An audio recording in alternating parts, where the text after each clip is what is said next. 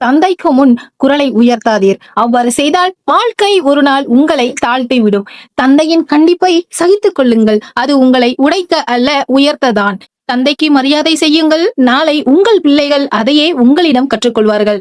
தந்தை சொல்வதை கவனமாக கேளுங்கள். பிறர் அறிவுரை சொல்லும் நிலை வராதபடி அவர் முன்கூட்டியே வழிகாட்டுகிறார். தந்தைக்கு முன் பார்வையை தாழ்த்துங்கள். இறைவன் உங்களை மக்கள் முன் உயர்த்த கண்ணியத்தில் நிறுத்துவான்.